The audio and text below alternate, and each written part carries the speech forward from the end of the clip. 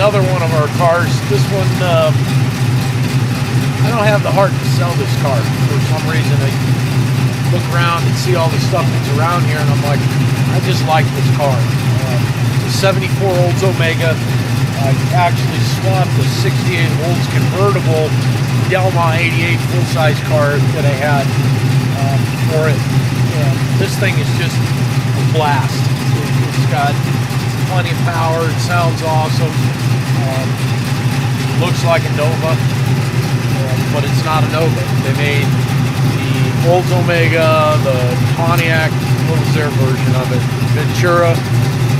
They made a GTO on this body style. They made a lot of different cars on this body style. One of the rarest is the Omega, and that's why I kept it. Now, it is a putrid, ugly green color, but it's got a white interior. I'm going to do this car in marina blue, like the Corvair, because I think with a white interior and some super sport stripes on it, this car is going to really look nice. Currently not for sale, but we're down here on a Sunday moving stuff around, getting ready for it to get a little bit colder, putting things back inside the building in the storage lot that we have. And this is a future project. You'll see us getting started on this car someday. You know, it's not going to be in 2 weeks. It's not probably going to be this year, but it's here. Let me show you a couple things.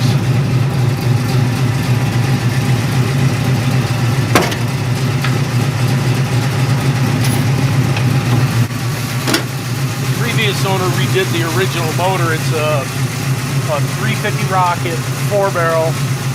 It's an AC car. I do have all the air conditioning stuff for it, but there's no sense in me putting it on now because I'm just going to take it all off and paint the car. But it's a runner. Got a loose belt.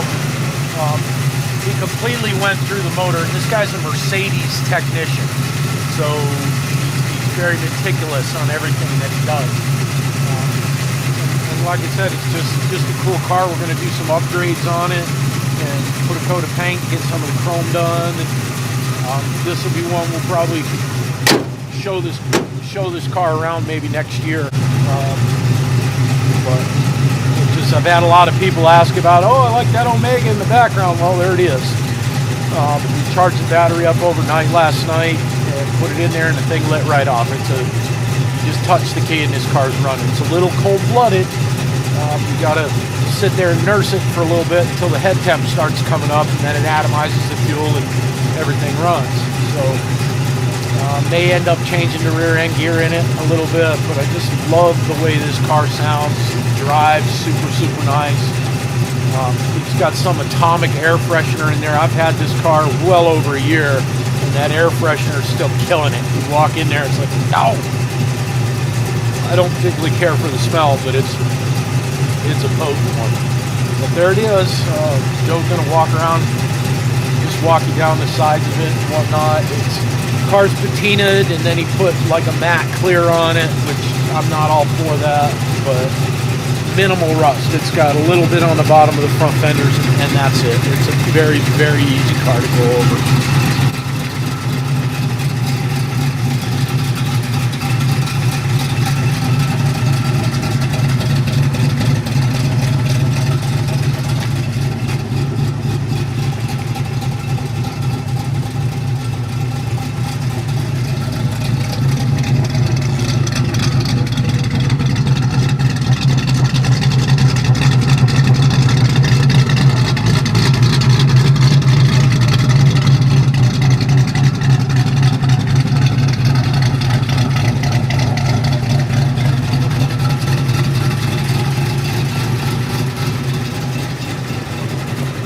I also wanted to say that we've got our 5,000th subscriber.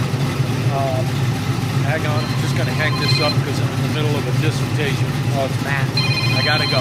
I'll be blower motor for his truck. It kind of snapped cold here last night. He was driving home and lost his heat. But anyway, we've got our 5,000 subscriber. We're actually over 5,000. I think we're like 5,051 or something like that. It goes up a little bit every day. And we also have a winner for the slogan on the back of our t-shirts. It's actually a little bit of a variation of one that a guy came up with, and we're going to go inside because I can't for the life of me remember any of the names. K Quilter. You've got the t-shirt. We do not have them made yet. They're in process. We're supposed to have them in a couple of weeks, but we're going to have Joe put up a picture of what the logo looks like and what we're going to put on the back of it. And then our 5,000th video, our 5,000 subscriber gets the song. We're working on that. We have a name now, so we'll be able to work that into the song. So watch for that coming up in future episodes of Bennett's Hot Rod Garage. That's great. So again, today it's Sunday. We're just going to arrange some stuff and get ready to turn it on again this week. So we'll talk to you later. Refleculated carburetor cleaner. Tim, check this out. Look at the size of those chestnuts. Oh my God. Yeah. He's packing. Come on, Tim.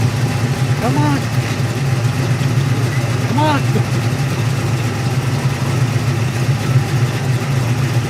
This is the one keeper. We had to go through 87 batches of kittens to get one pretty cool keeper cat. He's coming up. Come on. Come on. I mean, come on. Come on, Tim. Come on. Come on. He's just learning that trick. But he comes and goes. Mostly goes. He shows up every once in a while. He's a good cat. He's a little slow. But that's alright. We still like them. Alright, let's do some work. Alright, as long as we're showing you some of our future projects, those of you that know me, that have followed me long before the YouTube channel, knew about this 70 Dodge Sweptline truck that we're building.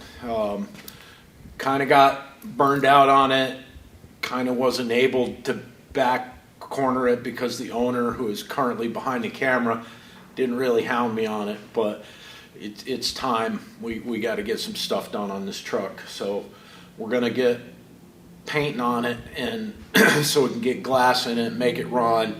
Then we'll take it over to Only Motorsports and hook it to that dyno and start tuning on it. But this is how many horsepower? This should be about 450 horse. About 450 horse and like 900 plus pounds of torque. He's building it for fuel mileage and drivability and stupidity. So we are going for the stupid factor. And towing. But it's like I said, it's a 71 Dodge Sweptline on a 1991 D250 Dodge chassis. So we adapted the body to fit. We did not want to alter the frame at all, so to get bed gaps and things like that right, we had to extend the nose about 5.5 inches. And if you come over here on the side, I don't know if you can see because we're kind of cluttered up in here. Some of it we did back here, and some of it we did here. I think it was 2 and change here and 3 and change here. And then once we got it all together, I had the bright idea, well, let's do this. So it's got a complete tilt nose assembly that I built on it, and we're still, getting body lines and things right, and we got to do something on the inside. But you can see where we took several hoods and kind of put them together. I think what we're probably going to end up doing inside here is I'm going to go with for all intents and purposes, probably T-brackets from a fence are going to go in here so we can brace this part of the hood, which doesn't really move at all, but I want to be able to put a cover inside here so we can get rid of all this ugliness. But we made the whole tilt nose assembly. The bumper is included. The bumper tilts with the nose, and this is going to be electric from a key fob. So when he pulls into a show, in a teal truck with an orange Super Bee on the trailer, and everybody's oohing and ahhing, he could just hit a button and flip the nose up, and that's when people see the 12 valve. So we've got a couple things to button up, but as you can see, it's really not that difficult just to do by hand. But with electric, it's just going to be one level up of badassery. The other reason that we chose to go through the time and the mental anguish of lengthening this nose and getting body lines right is most people, this is not something that has not been done before. People have put 12 valves in Sweptline trucks. However, what they normally do is cut into the frame, or excuse me, cut into the firewall and move the cab forward on the frame so they don't have to go through the business of extending the nose. But that kind of jacks you up on that valve cover. Once that's inside a pocket in there, getting that valve cover off is almost impossible. This front end is literally 4 bolts to take the bumper off and 2 pins and unplug the wiring harness, and that entire nose comes off. The radiator support that we made for it is just mocked up right now, but it is completely removable. So the intercooler, which also mounts in here, but it's not hooked up, you know, that mounts in there and stays right there. So 2 bolts and of course your hoses and whatnot. You can pull the entire radiator and intercooler assembly out of the truck. With no nose on it, you hook a cherry picker up to that or overhead crane or whatever, and you can have this motor out of here if you so choose to do so in no time. If we did the firewall deal that everybody does, it becomes very difficult to work on this truck. If you look back here, here's all your bell housing bolts, everything. You can get to everything, making it as user-friendly as possible because this truck will get driven a lot.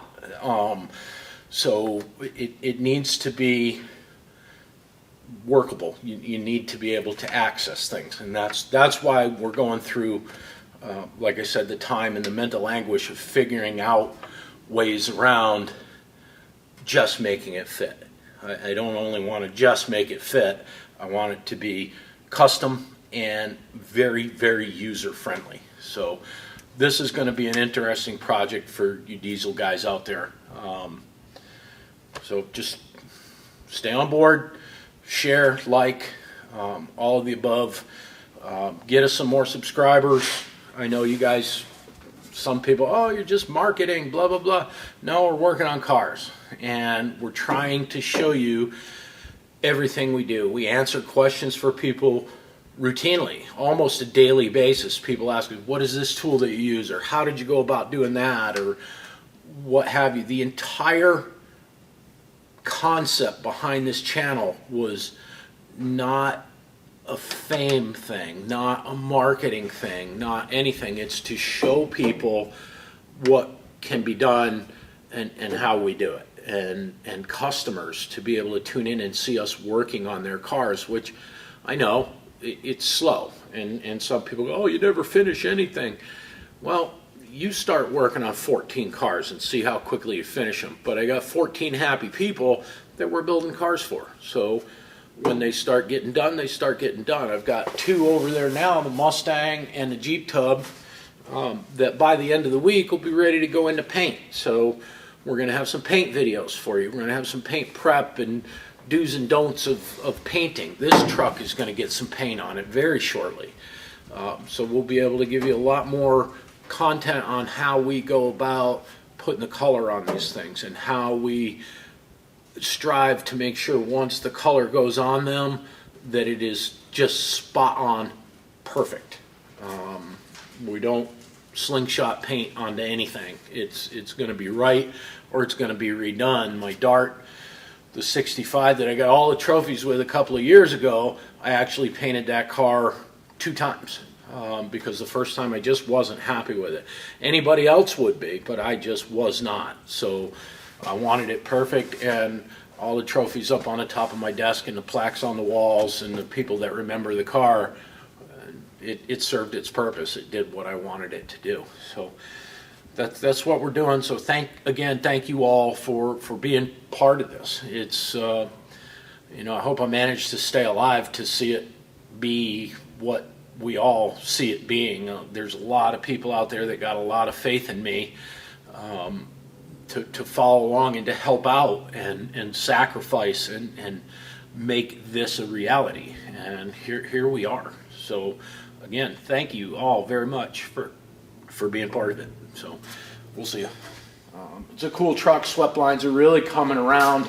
I remember in the not too distant past when you could buy one of these trucks for a couple $100 and drive it home. They were just, as far as this era, the 71 era, the Chevrolet, the Fords, all kind of blew it out of the water as far as collectability goes.